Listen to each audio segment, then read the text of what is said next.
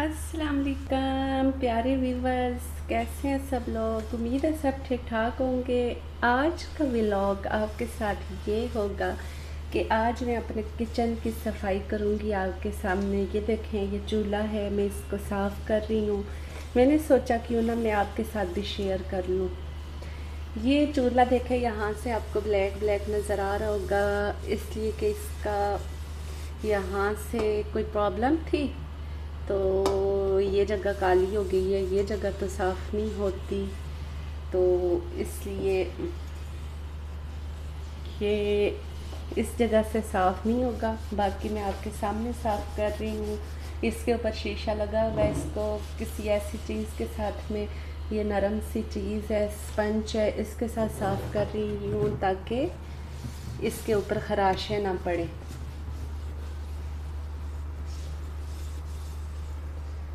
और मैं आज आपको बहुत ज़बरदस्त सी टिप बताने वाली हूँ कि अगर आपके ये बहुत धूप आ रही है, थोड़ी सी ये बंद कर दूँ। अगर आपके सिंक के अंदर कोई चीज़ जो आप बर्तन वगैरह धोते हैं उसका गंद वगैरह चला जाता है, तो आपको पता है कि ये सिंक ब्लॉक हो जाता है, फिर बहुत मुश्किल के साथ इसका सारा सिस्टम खोलना पड़ता है। तो उससे बचने के लिए आपको क्या करना है कि आप देखें, जैसे कि मैं चाय बनाती हूँ, इसके अंदर जो भी पत्ती वगैरह होती है, मैंने ये साथ में ये चीज़ रखी हुई है। ये एक छन्नी है, ये छन्नी है। मैं अपने बर्तन धोने से पहले कोई भी चीज़ होगी, जैसे कि ये चाय है, ठीक है, इसके अंदर पत्ती है, मैं इसमें डाल लेती हूँ।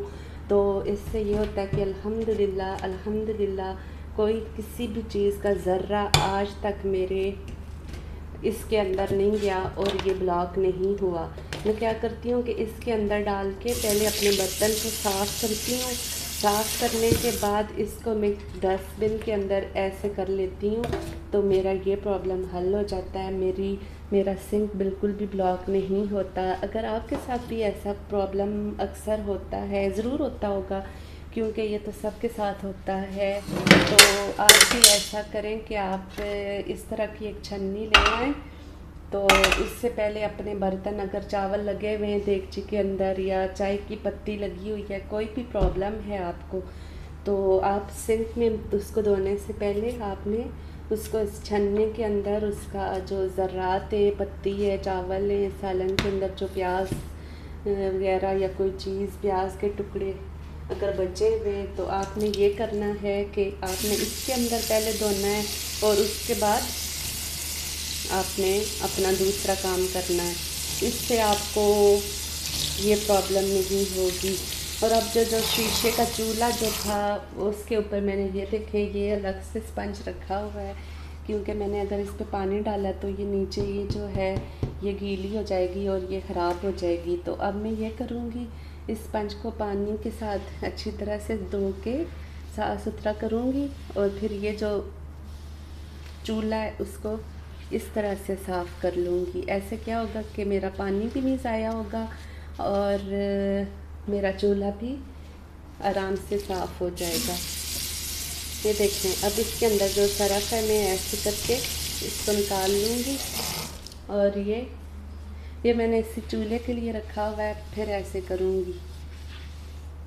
उम्मीद है कि मेरी ये वाली टिप जो मैंने सिंक की बताई है आपको, अगर आपके घर में भी ऐसी ब्लॉक हो जाते हैं किचन में अक्सर, क्योंकि खुराक के ज़र्रे उसमें चले जाएं तो वो फिर बंद हो जाता है, तो आप भी ये वाला तरीका करके तो अपनी इस टेंशन से, क्योंकि ये बहुत टेंशन होती है सिंक के ऊपर पानी आया हो, गंद जमा हुआ हो, तो आजकल का मौसम भी ऐसा है कि अब तकरीबन के सावन का महीना आने वाला है, तो बहुत स्मेल सी आने लगती है किचन में।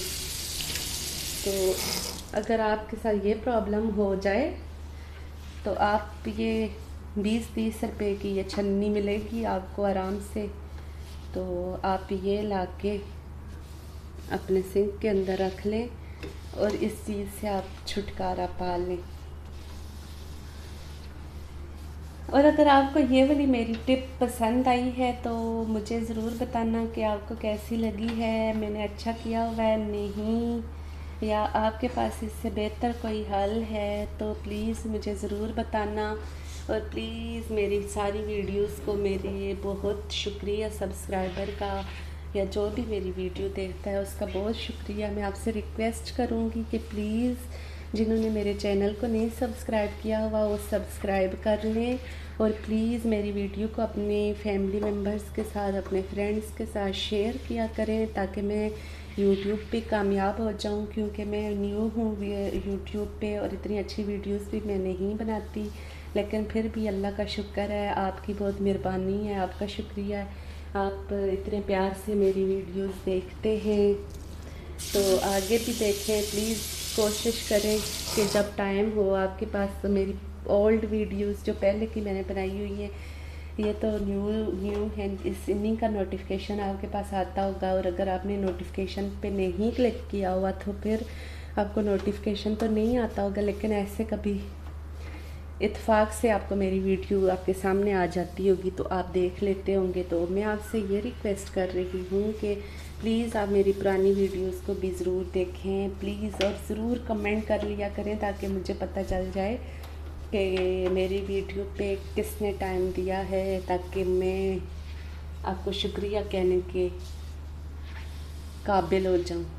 तो ये देखें, ये बिल्कुल साफ़ हो गया है। मुझे उम्मीद है कि आपको ये वाली वीडियो मेरी पसंद आई होगी किचन के हवाले से, जो मैंने आपको बताया है ये तरीका, ये भी आपको अच्छा लगा होगा। और मैंने देखा है यहाँ पे एक और चीज़ आपको चलते चलते दिखाती चलूँ कि ये देखें, ये जो चीज़ होती है ना, ये लोगों की इतनी गंदी होती है, ये लोग साफ़ नहीं करते या फिर ऐसा करते हैं कि इसको ओपन नहीं करते, जब ये खाना बनाते हैं इसको यूज़ नहीं करते, तो उस वजह से यहाँ पे अजीब सी चीज़ जमी होती है, मैल सी। ऐसे मैंने बाज़ लोगों के टपकते हुए भी देखी है। तो अगर आप इसको चलाएं तो अच्छी बात है। तो अगर आपका कोई इशू है तो आप नहीं चला सकते तो आप रोज़ाना कोई कपड़ा गीला करके देखें, मैं ये करके तो यहाँ पे मार दिया करें, इसकी सफाई कर लिया करें, क्योंकि जब ये गंदा होगा तो बहुत आपको बुरा लगेगा। इसकी भी ऐसे करके सफाई ज़रूर कर लिया करें। तो फिर इससे ये होगा कि अगर आप यूज़ नहीं भी करते, ये आप ऐसे ही खाना बना लेते हैं तो ये आपका गंदा नहीं होगा और आपका बच जाएगा, ये ज़्यादा अरसे तक चलेगा। पहली बात है कि जब आप कोई ऐसी चीज़ बनाएं जो स्मोकी हो, जिसका धुआं निकल रहा हो, जैसे टिक्का वगैरह कोई चीज़ ऐसी, तो वो ज़रूर बनाएं।